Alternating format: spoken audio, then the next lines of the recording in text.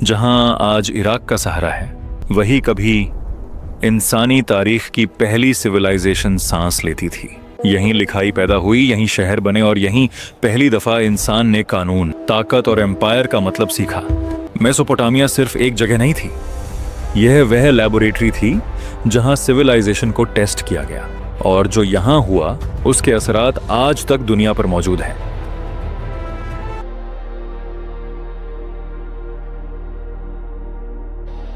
Baghdad, Iraq, एक ऐसा शहर जो पिछले कई सालों से जंग, डिक्टेटरशिप्स, फॉरेन इन्वेजन्स और सिविल वॉर्स का मरकज रहा है।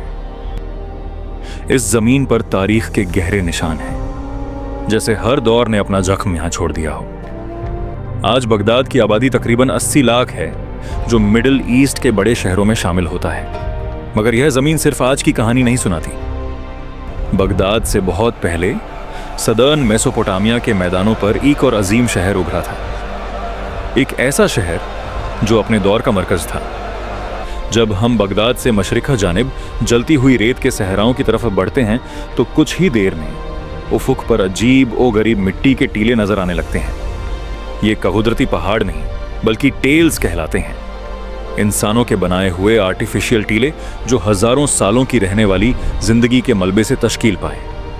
ये खामोश टीले कभी अजीम शहरों के निगहबान थे, आज ये वीरान, तन्हा और भूले हुए खड़े हैं, बगदाद और पर्शियन गल्फ के दरमियान, नासिरिया शहर के करीब। इन्हीं टीलों में से एक सबसे ज्यादा अजीम है।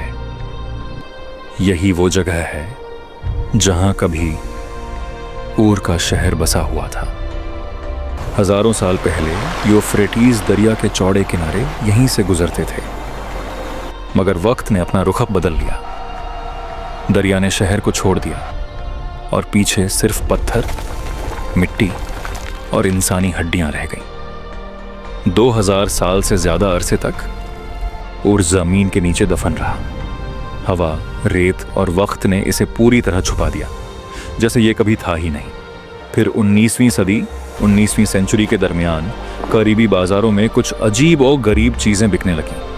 पुराने पत्थर, मोहरें और मिट्टी की तख्तियां, जिन पर अनोखी लिखाई बनी हुई थी। इसी दौर में आर्कियोलॉजी एक नई साइंस के तौर पर उभर रही थी। मेहनत और लगन से एक नई फील्ड ने जन्म लिया, असीरियोलॉजी, जिसने पुरानी क्यूनिफॉर्म लिखाई को पढ़ना सीखा।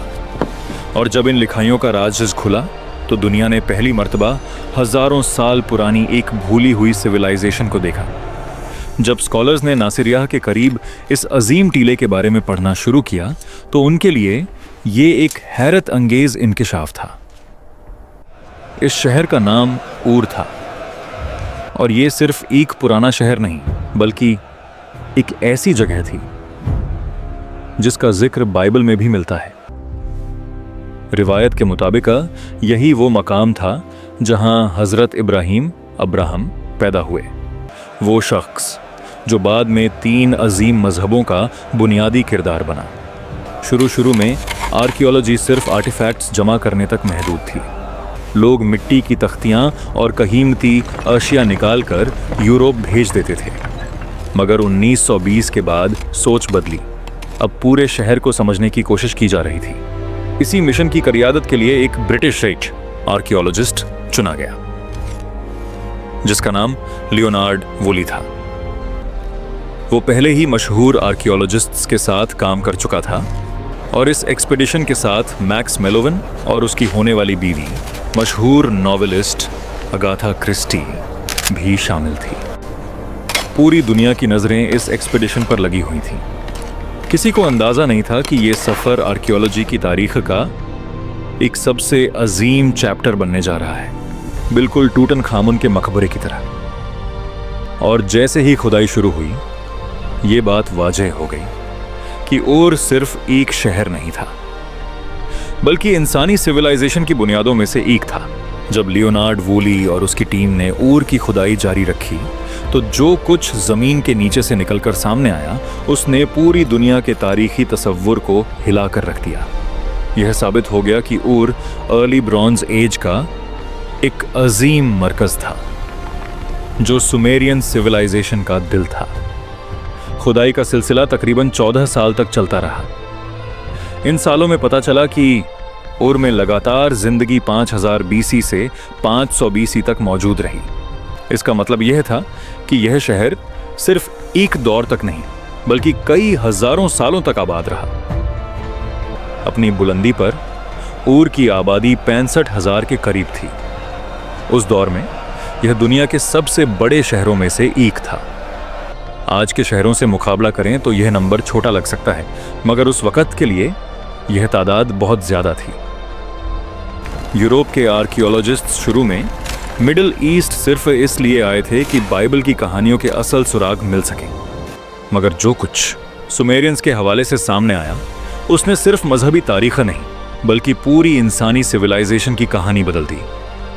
उर में हजारों कब्रें मिली, आम लोगों की भी और बादशाहों और मल्लिकाओं की भी, मगर सबसे ज्यादा हैरत अंगेज एक रॉयल सिमेट्री था जो तकरीबन 3रे मिलेनियम बीसी का था। यह कब्रिस्तान आर्कियोलॉजी की तारीख अनवाद की एक सबसे शानदार डिस्कवरी माना जाता है। यहां से सोना, चांदी, ब्रॉन्ज, लैपिस लाजुली, कार्नेलियन और दूसरे कीमती पत्थर इतनी कसरत से निकले जैसे किसी खजाने का दरवाजा खुल गया हो। न सिर्फ जेवरात बल्कि म्यूजिकल इंस्ट्रूमेंट्स, घरेलू आशिया और बेहतरीन क्राफ्ट्समैनशिप के नमूने भी मिले। इन कब्रों से पता चला कि सुमेरियन सोसाइटी सिर्फ जिंदा लोगों के लिए ही नहीं बल्कि मौत के बाद की जिंदगी के लिए भी बहुत ज्यादा तैयारी करती थी। क्वीन पुआबी की कब्र खास तौर पर मशहूर हुई।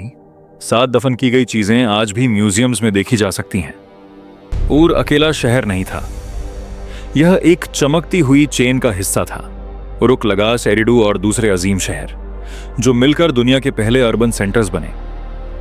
इन शहरों के गिर्द बुलंद दीवारें होती थीं और उनके मरकज़ों में होते थे जिग्गुरैट्स, बुलंद मजहबी इमारतें जो आज के स्काई स्क्रेपर्स की तरह अपने दौर की शान थीं। सुमेरियंस एक ऐसी जमीन पर रह रहे थे जहां कुदरती रिसोर्सेज लगभग ना के बराबर थे।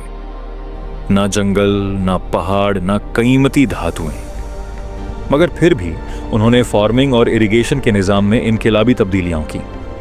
यूफ्रेटीज और टाइग्रिस दरियाओं से पानी को कंट्रोल करके उन्होंने खेती को नए लेवल पर पहुंचा दिया। इससे अनाज की पैदावार बढ़ी, फूड सरप्लस हुआ और सोसाइटी में पहली मर्तबा लोगों को मौका मिला कि वो सिर्फ किसानी तक महदूद ना रहे। इसी सरप्लस की वजह से mathematicians, engineers, scientists and priests पैदा हुए। सुमेरियंस ने मैथ्स, एस्ट्रोनॉमी और साइंस के बुनियादी उसूल डेवलप किए, मगर इन सबसे ज्यादा मशहूर उनकी एक और इन्वेंशन बनी, लिखाई। सुमेरियंस ने दुनिया का पहला कॉम्प्लेक्स राइटिंग सिस्टम बनाया जिसे हम क्यूनिफॉर्म के नाम से जानते हैं। शुरू में यह सिर्फ हिसाब किताब और ट्रेड रिकॉर्ड्स के लिए यूज होता था, मगर बाद में इसी लिखाई के जरिए उन्होंने अपनी हिस्ट्री, कानून और मजहबी रिवायत को रिकॉर्ड किया। यही लिखाई आज हमें उनकी दुनिया की सीधी झलक देती है, एक दुनिया जो बाइबल से भी ज्यादा पुरानी थी। इन सब इनोवेशंस ने मिलकर सुमेरियन सिटीज को छोटी मगर ताकतवर सिटी स्टेट्स में तब्दील कर दिया। हर शहर का अपना बादशाह, अपना देवता और अपना मजहबी निजाम था, मगर यह तरक्की सबके लिए बराबर नहीं थी। सिविलाइजेशन के बिल्कुल शुरू से ही यह निजाम एलिटिस्ट था। अक्सर दौलत और कहुदरतमंद खानदानों और प्रीस्ट्स के हाथ में सिमट कर रह गई। आम लोग ज्यादातर कर्ज में डूबे रहते थे। तकरीबन 2400 बीसी के आसपास सुमेरियन दुनिया एक खतरनाक मोड़ पर आ खड़ी हुई। लिखी हुई तख्तियों से पता चलता है कि लगाश में अमीर और गरीब के दरमियान फर्क हद से ज्यादा बढ़ चुका था। हालात इतने खराब थे कि कई लोग अपने कर्ज उतारने के लिए अपने ही बच्चे गुलामी में बेचने पर मजबूर हो गए। यह सिर्फ एक शहर का मसला नहीं था, लगता है कि यह पूरी सुमेरियन सोसाइटी का सच था। और फिर इसी क्राइसिस के दौर में जंग और तबाही का एक नया सिलसिला शुरू होने वाला था। जब सुमेरियन शहर अंदर से कमजोर हो चुके थे, कर्ज, क्लास डिवाइड और लगातार जंगों की वजह से उस वक़्त तारीख के स्टेज पर एक ऐसा शख्स उभरा जिसने पूरी मेसोपोटामिया का नक्शा बदल कर रख दिया। इस शख्स का नाम था सार्गन ऑफ अक्काद। उस दौर में सुमेर सिर्फ एक सिविलाइजेशन नहीं था, बल्कि कई सिटी स्टेट्स का मजमुआ था। उरुक, लगाश और मकेशा जो सदियों से एक दूसरे के साथ जंग में उलझे हुए थे। इन शहरों के दरमियान कोई मुस्तहकम सेंट्रल अथॉरिटी नहीं थी। हर शहर अपने आप को सबसे अफजल समझता था। इसी बेचैन और खूनी माहौल में तकरीबन 2350 से 2340 बीसी के दरमियान उम्मा शहर का एक नया हुक्मरान उभरा, लुगल जागेसी। उसने लगाश पर हमला किया, उसके मंदिर तबाह किए और हजारों लोगों को कत्ल कर दिया। इसके बाद लुगल जागेसी ने एक के बाद एक सुमेरियन शहर फतह करना शुरू किया। आखिरकार उसने दावा किया कि उसकी हुकूमत पर्शियन गल्फ से लेकर मेडिटेरेनियन सी तक फैल चुकी है। अगर यह सच होता तो वो तारीख का पहला एम्परर होता, मगर तारीख ने ये इज्जत किसी और के लिए महफूज कर रखी थी। ये शख्स सुमेरियन नहीं था, वो एक अक्काडियन था, एक ऐसी कौम से जो सुमेर के नॉर्थ में रहती थी और एक मुख्तलिफ सेमिटिक जुबान बोलती थी। उसका असल नाम क्या था हमें नहीं मालूम, मगर जब उसने ताकत हासिल की तो उसने अपना नाम रखा शर्रुकिन, जिसका मतलब था लेजिटिमेट किंग। तारीख उसे सार्गन के नाम से जानती है। सार्गन के बचपन के हवाले से जो कहानियां मिलती हैं वो ज्यादातर लेजेंड और मिथ का हिस्सा हैं। कुछ लिखते हैं कि वो एक प्रीस्टेस का बेटा था और उसकी माँ ने उसे एक रीड बास्केट में दरिया के हवाले कर दिया, बिल्कुल मूसा अलैहिस्सलाम की कहानी जैसी।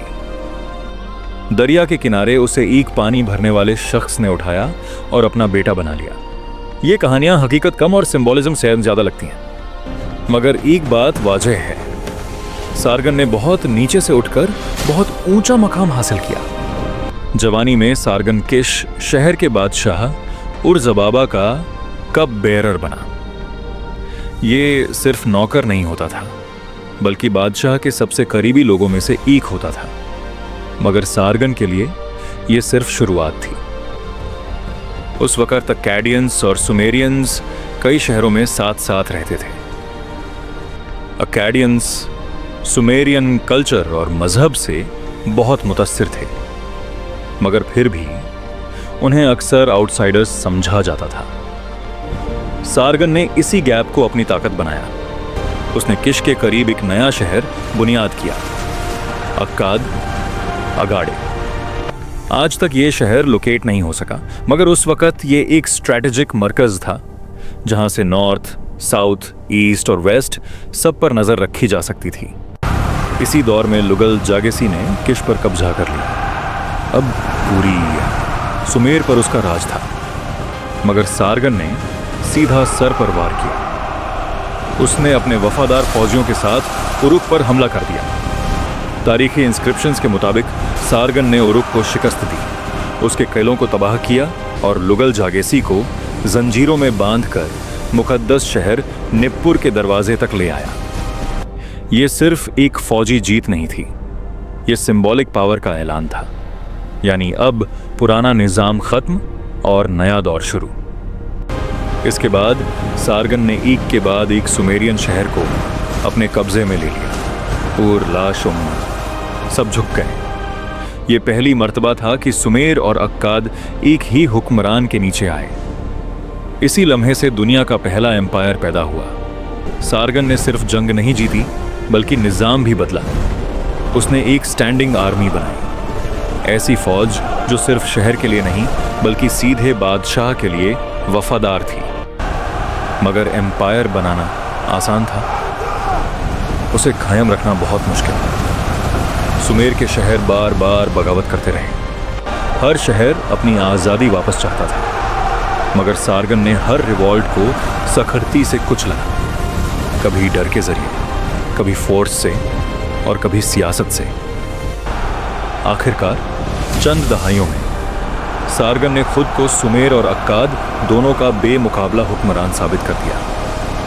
तकरीबन 2334 बीसी के आसपास जब उसकी फतहात मुकम्मल हुई तो सुमेर का अर्ली डायनास्टिक पीरियड खत्म हो गया और अक्काडियन एरा का आगाज हुआ। आने वाली 2000 सालों तक बेबीलोन के बादशाह भी अपने आप को किंग ऑफ अक्काद कहकर फख्र महसूस करते रहे। सारगन सिर्फ एक बादशाह नहीं था, वो एक मिसाल बन चुका था, वो नक्शा जिस पर बाद के तमाम एम्परर्स अपनी सल्तनत बनाना चाहते थे। मगर हर अजीम कहानी का अगला हिस्सा और भी फरोनी होता है।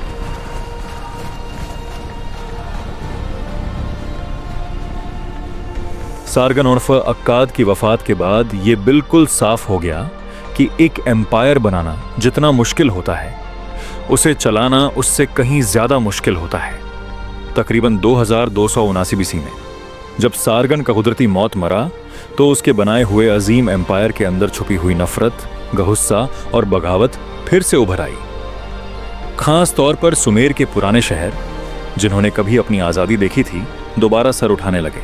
सारगन के बाद तख्त पर बैठने वाला पहला बादशाह उसका बेटा रिमुश था। ये बात आज तक वाज़ेह नहीं कि सारगन का बड़ा बेटा मनीष्तुशु क्यों साइड पर रह गया, मगर जो भी वजह थी, रिमुश को एक ऐसी सल्तनत मिली जो आग में घिरी हुई थी। जैसे ही रिमुश ने हुकूमत संभाली, उर, लगाश, उम्मा और अदाब जैसे बड़े सुमेरियन शहरों ने बगावत का ऐलान कर दिया। रिमुश ने कोई नरमी नहीं दिखाई।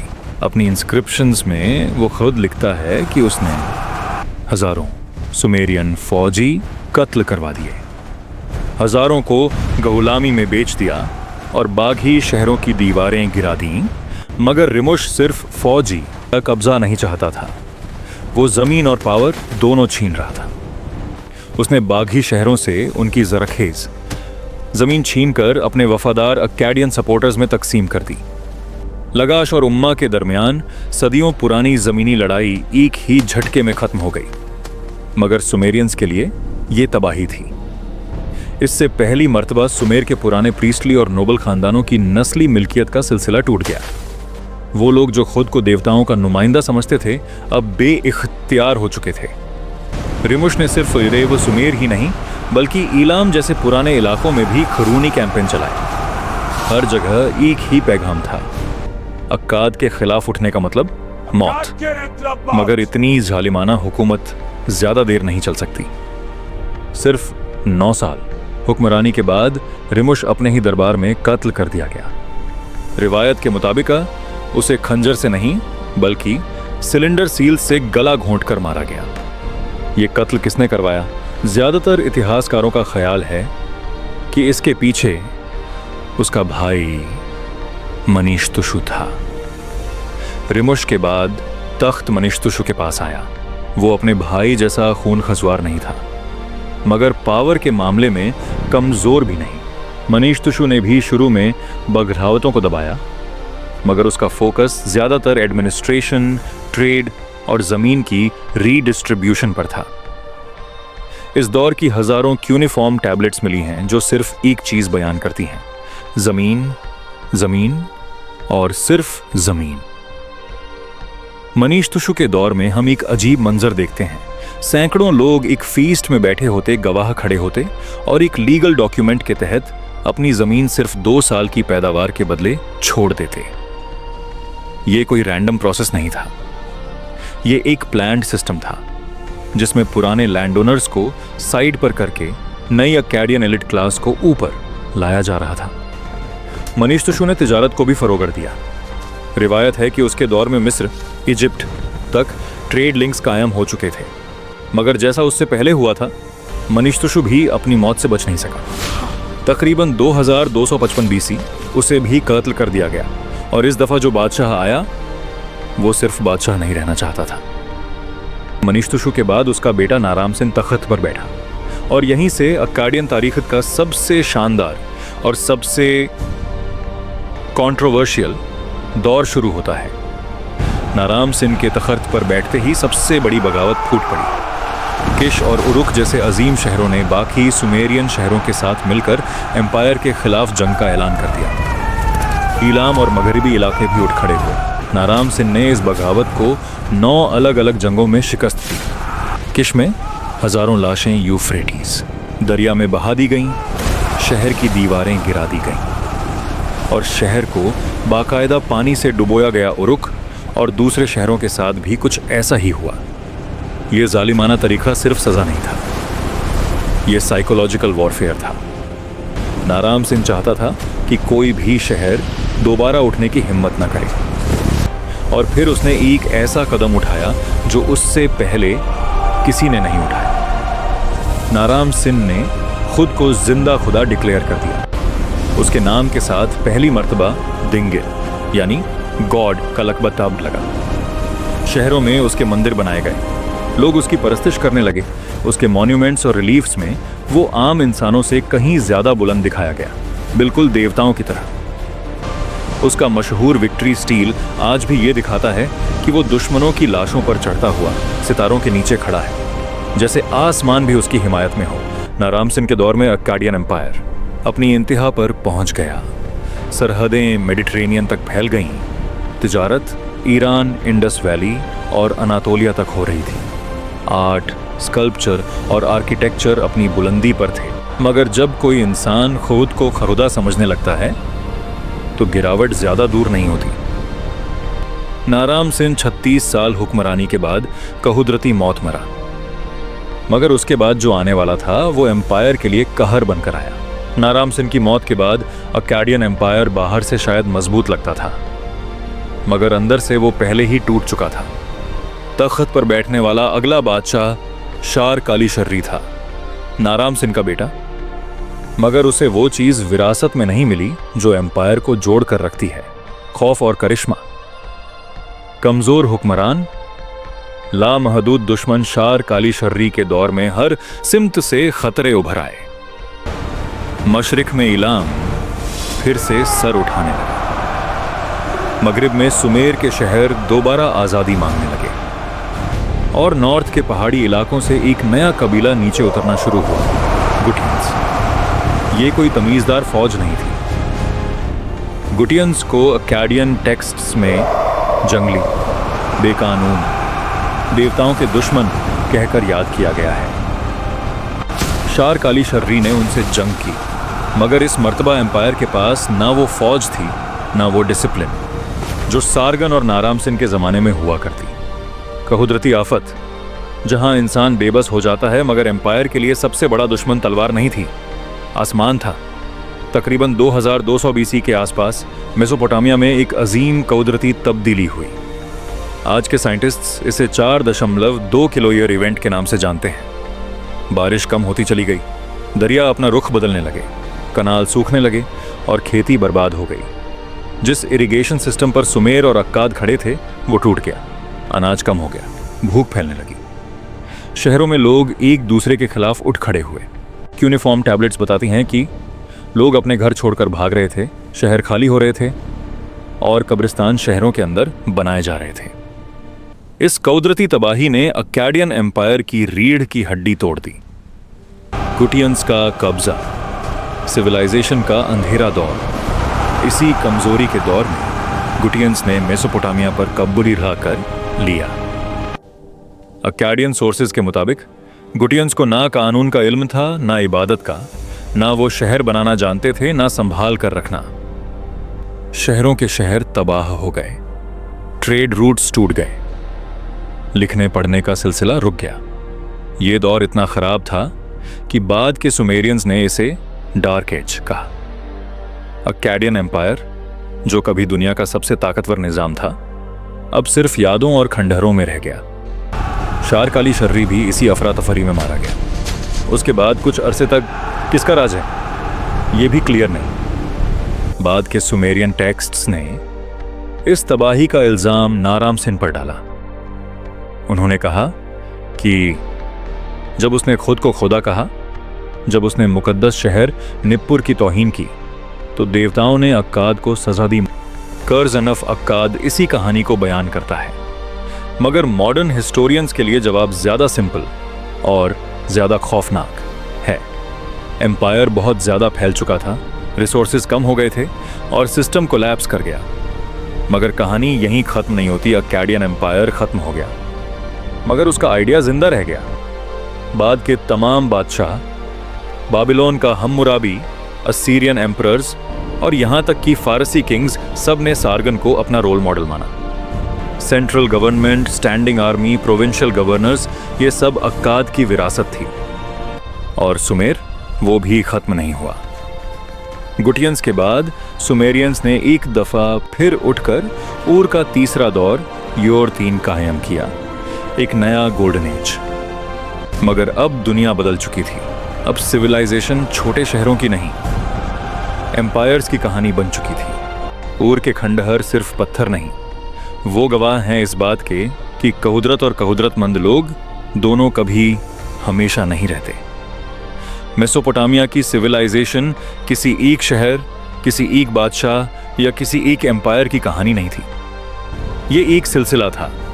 ऊर से शुरू होने वाला सिलसिला, सुमेर के शहरों से गुजरता हुआ अक्काद के एम्पायर तक पहुंचने वाला सफर। यहीं इंसान ने पहली दफा सीखा कि शहर कैसे बसाए जाते हैं, कानून कैसे लिखे जाते हैं और ताकत को कैसे कंट्रोल किया जाता है। मगर यहीं ये भी सीखा कि जब ताकत हद से बढ़ जाए, जब निज़ाम इंसान से तेज फैल जाए और जब कहुदरत को नज़रअंदाज किया जाए, तो सिविलाइजेशन भी गिर सकती है। अक्काडियन एम्पायर का जवाल सिविलाइजेशन का एंड नहीं था, बल्कि एक याद दहानी थी। उसके बाद बाबिलोन उठा, असीरिया उभरा और फिर फारस ने पूरी ज़मीन को जोड़ दिया।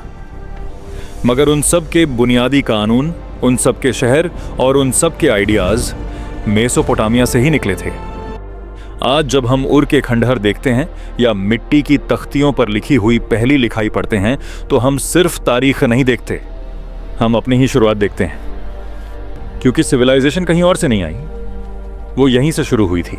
अगर आपको ये सफ़र पसंद आया हो तो किताब कारीनी को सब्सक्राइब करें और बेल आइकन दबाना न भूलें, ताकि हम आपको और भी ऐसी पुरकशिश तारीखी कहानियों के सफ़र पर ले जाएं।